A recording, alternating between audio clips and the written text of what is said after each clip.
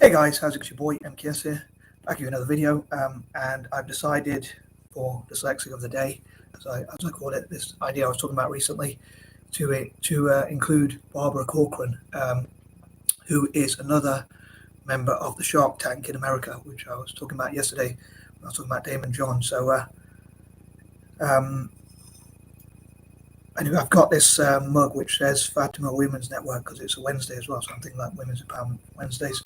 But yeah, I hope you enjoy it, and especially dyslexics out there, and especially women with dyslexia. I would say like women with dyslexia can achieve things. But yeah, so I decided to talk about Barbara Corcoran. And admittedly, I don't know a huge amount about Barbara Corcoran. That seems to be my famous or infamous saying or quote or whatever. But obviously, I know she's on the Shark Tank, and I know obviously, therefore, she's a businesswoman and an investor. She also makes money from speeches and books, funny enough, which I imagine she has a ghostwriter or editor or whatever to help her with. And apparently, she said school was a jailhouse for her because of her dyslexia, I assume. And she probably couldn't wait to get out, like many dyslexic people.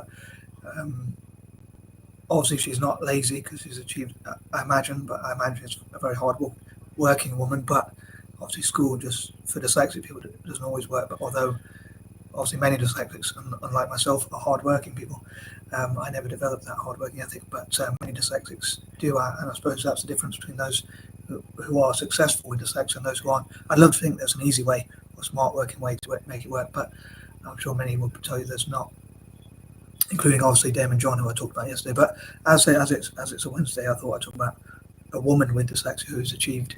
So it's one for the women out there, and I suppose she can inspire young girls as well.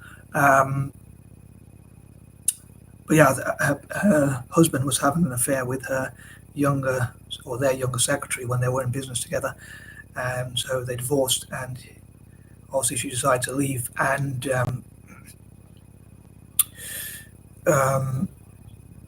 he said to her, I'll leave you with, I think it was $1,000 or something like that, and you will never make it without me. And she said those words were what she needed to hear to make her continue to push and work hard to become successful.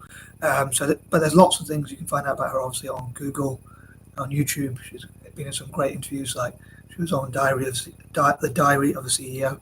If you go on that channel and type in like M.K.S. sent me here, hopefully they'll give me a commission.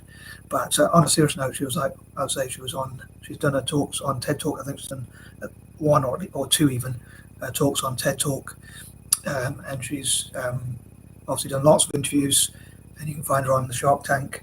I'm sure there's some people who would find her as their favorite shark as they call them. On that note, funny enough, there is a project I was thinking of as like, which I call the 3 dyslexic sharks and dragons, because at one point on both the Shark Tank and Dragons Den there were 3 dyslexics on each of them. So it would be interesting if they wrote a book together and like each one had a chapter, like Peter Jones, Duncan Manatine, Theo Fetis, Barbara Corcoran, Damon John, and Kevin O'Leary.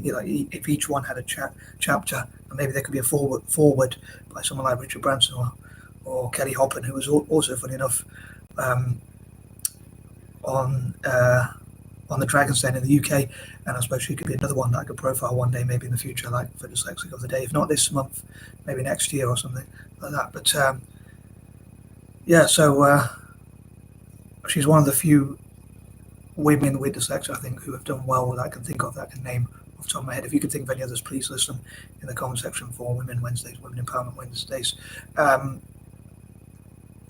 which I like to focus on due to my alliterations, but or use of alliterations. But I'm not even sure if I'm using the term alliteration correctly, because I think of it as like words that start with the same letter. So someone told me it's something that's supposed to have a ring to it or something, or supposed to rhyme or whatever. But anywho, sorry if I'm waffling.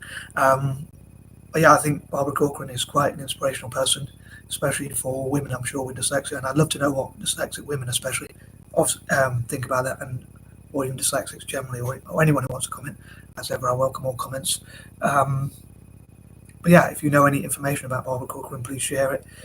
If this video has inspired you to check out more about Barbara Corcoran, please let me know. And if you didn't know she's dyslexic and then you found out through this video and that's inspired you, please let me know, because I hope these videos are inspirational. As ever, I'd love to know what you think about this video. I'm sure that these videos, including this one obviously, I'm sure there's some things I forgot to say, but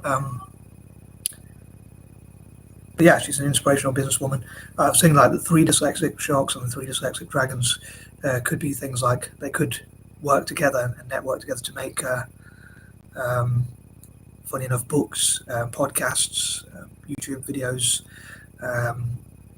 a website. That it could be like a new company, which maybe if those people were interested and could see the value in the idea of working together on that sort of thing to inspire other dyslexics. I suppose they have enough money each, they could even donate some of that to help other dyslexic people, especially in developing nations, but or women with dyslexia and girls with dyslexia and that kind of thing. But yeah, it could be board games, it could be all sorts of things. So I'd love to know what you think about that idea as well, like the 3 dyslexic sharks and the 3 dyslexic dragons. I'd definitely love to know what they think about it. Each of those people, like Peter Jones, Duncan Bannatyne, Theo Fetis, obviously Barbara Corcoran herself and the rest, the other 2, what do they think about that idea? And again, it could have a book with a foreword by Kelly Hoppin as well. Or it could be expanded to the 3 dyslexic sharks and the 4 dyslexic dragons or something like that. But yeah, it would be interesting to see how it could go, and maybe that could be like it could be 3 dyslexic sharks and the 3 dyslexic dragons, and then expanded to the latter. So that would be like part 2 or whatever. But yeah, I'm probably waffling here. But yeah, I think it's a dyslexic thing to think that all the possibilities, what could happen with this thing if it worked, if it was set up. Obviously, the first thing would be to set it up and see what they think about it if they wanted to get involved. Obviously, they would have to be involved to do so, or at least some of them would have to, and then maybe others could join if they could see it doing well with momentum. Anyway, I'm going to stop waffling. And again, I'd love to know what you think about Barbara Corcoran, what you think about this video, what do you think about Dyslexic of the Day, and can you find any information again that you want to share about Barbara Corcoran and that kind of thing. Maybe in the future, next year or something like that, I could do like return to this with like one of my usual 40-point list videos where I break them up into 4 and talk about different facts about Barbara Corcoran or things like that. But I'd love to interview her in the future as well, talk about what she thinks about Dyslexic of the Day and my ideas and whatnot, and mentoring and teaching and training women and girls with dyslexia, especially in developing nations, part of Africa and Asia, or even Latin America perhaps. Or as an anti-imperialist, I'd love to support former colonies generally, including Ireland. Anyway, I'm going to wrap this video up and I'm out. Peace and love.